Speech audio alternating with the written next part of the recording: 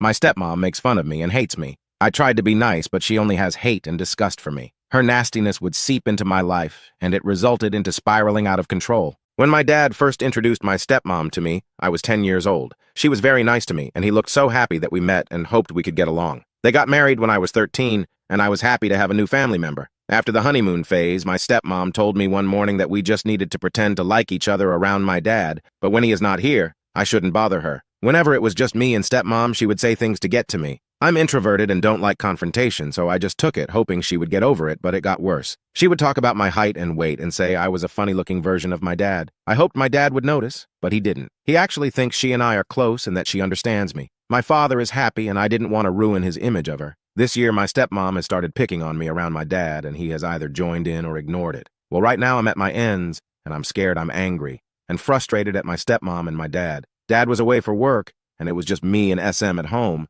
She had a party at home with a couple of her friends. I helped set the house up and cook dinner because Dad asked me to help out, which was fine. After they ate, they were hanging out on the porch when I heard stepmom and her friends talk very loud outside my window. Stepmom's friends talked about how lucky she was to have a nice husband and a house. When they mentioned how nice it was that I cooked for them, stepmom told them that I was annoying and weird, and she hated me and living with me and couldn't wait till I was 18 to kick me out. I was shocked that she hated me that much, but I didn't know why. To be honest, I thought we were tolerating each other, but to hate me? I must have done something, but I can't think of what I did. I've been down since that day, which was 2 weeks ago, and I thought I was past the initial feelings. But at rugby training today, I burst into tears and my coach sent me home, so I drove to a beach and cried. I was feeling so much, I honestly can't describe my emotions. I eventually fell asleep in my car. I'm trying to figure out how I can talk to my dad about it, because I'm scared about how he will react. I don't want my dad to be sad, because he does so much for me, but I'm not strong like him. I'm really struggling. I decided I was going to talk to my dad the next day and show him what I've written here. I hoped it would go well. It sounded like a good idea to me, but a few days later, I'm not sure that I am able to do what I planned because Amy just took my car keys away and she wants my phone, but I won't give it to her. So she is waiting for my dad to take it from me because apparently I'm doing drugs, but I told her I'm not and that I've been at the beach. I wish I was able to say I followed through with my plan of showing my father what I've written, but sometimes life never goes according to plan. After my stepmom was taking my things away, assuming I was on drugs, I started recording on my phone, and she said a lot through the door, many things about my mom and me, and just plain hateful words that I don't want to repeat on here. I fell asleep while I was barricading the door with my body when my dad demanded me to open the door. At this point, I don't remember much of what happened, but my stepmom told me I had to leave the house, and my dad agreed. I didn't know who to call, but I decided to call my coach, and he picked me up, and I was a crying mess. He didn't ask any questions, but just told me that I was safe and that if I needed to talk, he was here for me. I stayed over one night, and the next day, my dad picked me up. But stepmom was not at home when we got there, and Dad told me we needed to talk. We had breakfast, and my dad spoke to me about many things my stepmom told him, and I couldn't believe all the lies she told him. It was a long talk, but in summary it was my use of drugs and alcohol, how I disrespect her in our home, I don't do my responsibilities like chores at home, and I'm nasty to her when Dad is not around. He asked me why I was acting like this, and if I had a problem with her, I should have spoken to him. I let him talk, and when he was crying and asked if I had anything to say, I was at a loss for words. I knew whatever I said, my dad would be on my stepmom's side. So I told him I wanted him to watch the recording of the incident that I could send as an email attachment and the link to what I've written, and then we could talk more. I also said I didn't want to be here when he was reading and watching, so I'll go for a drive and he can text me when he's done and ready to talk. He was hesitant at first, but I told him it was important to me, so he agreed, and I left in my car to the beach and sent the email with the video attached and the link to my story. I don't know how long I waited, but many thoughts were going through my head.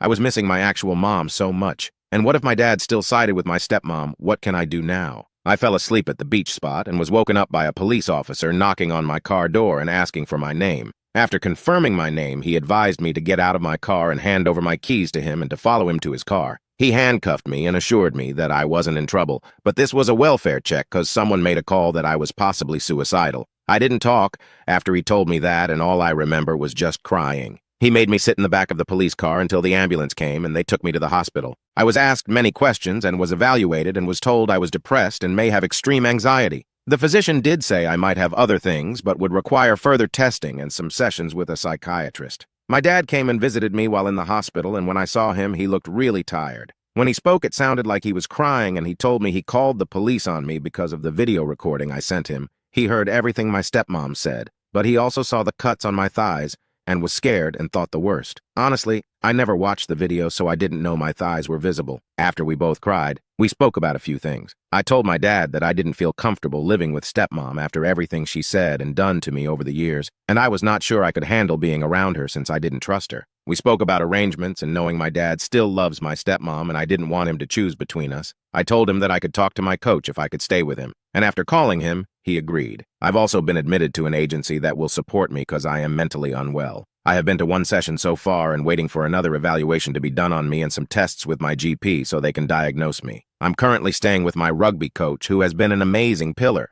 He has set out some house rules, but I respect the guy and don't mind following them. My coach even set a date next week for me and Dad to catch up on. My coach is an awesome dude. I thought of him as just a coach who just wanted our rugby team to win. But when he allowed me to stay over, he showed so much care for me, and I saw a side to him and understood how much he cares for my team. He has a lovely wife, but I'm kind of anxious whenever it's just me and her at their house. I was hoping that this would be all there is to the story, but unfortunately, life likes to kick you while you're down. Since then, 2 meetings that my coach set up between me and my dad took place. The first was at the beach. We spoke, and I told him a lot about what happened between me and my dad's wife. I mentioned how she would treat me when he wasn't there, what she spoke to me after they got married, and how she was awful to live with. I told him how I dealt with it for his sake, because I wanted him to be happy. I mentioned to him that I spoke with my coach about staying there until I go to university, and then I'll move away because I cannot live with his wife anymore since I'm not sure what I'll do. I'm never going to try and get along with her anymore. He listened and was crying and asked if I would ever get over this. I told him no, and I never wanted to see his wife, and walked off since I was pissed off at what he said and drove back to the coach's house.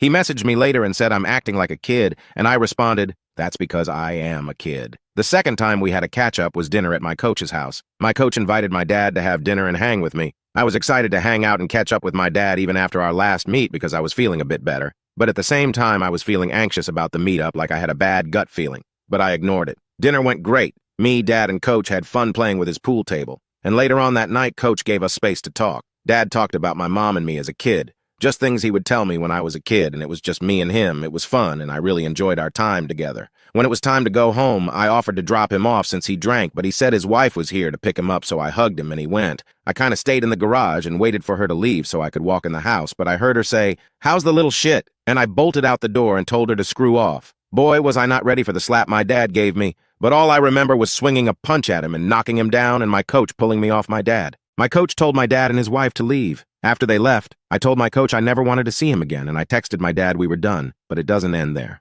Last week, I planned not to go to school on Friday and go for a drive up the line with a few teammates just to get away from everything. They ended up bailing, so I went by myself. I ended up driving to a lake and parking up and just chilling for the school day and just drive back home later on. When I got home at my coach's house, I saw my dad's car parked in the driveway and thought I would have to square up with my dad. When I parked up, my dad ran out of the house and looked like shit. He looked like he cried for days, and he started hitting my car, screaming to get out of the car and tell him where I was the whole day. I thought he was mad that I wagged school, so he ripped the door open and hugged me so hard and cried I had no idea what was happening or what he was saying, but all could understand was I'm sorry, and I love you. After what felt like forever, he kind of calmed me down, and I asked him why he was there. And then he told me there was an accident with a kid getting hit by a train, and it clicked my dad thought it was me. He said when he heard the news, he called the school, and they said I was a no-show and called everyone he could think of. My mate said I went for a drive somewhere, but didn't know where, and my dad said he lost it. He calmed down eventually and said he would divorce his wife if I wanted him to,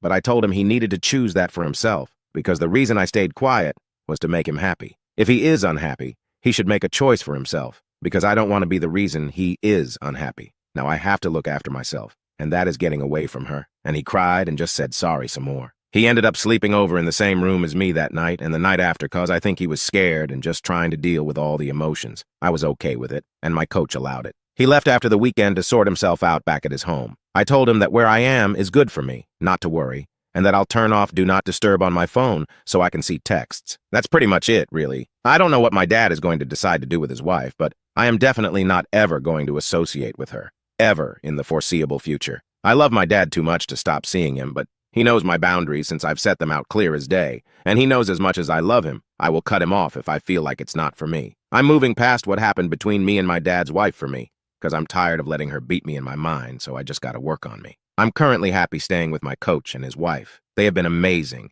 and have shown me so much love. They have awesome kids who I have met, and they have invited me to their family Christmas. I feel bad that I feel anxious when I'm around the coach's wife, but I'm working on it with my therapist, and I have a good support system. I know I want to go to university, but not sure if I want to study commerce or law, but I know I am on track with my studies. I just can't afford to skip any more school. I would like to say that if you ever feel down, there is help out there for you no matter where you are in life. I'm glad I shared my story, and because of it, I've learned so much about myself and many things I won't forget and teach to my kids. Now, I've got to go school. Take care and cheers. If you enjoyed this story, be sure to subscribe for more.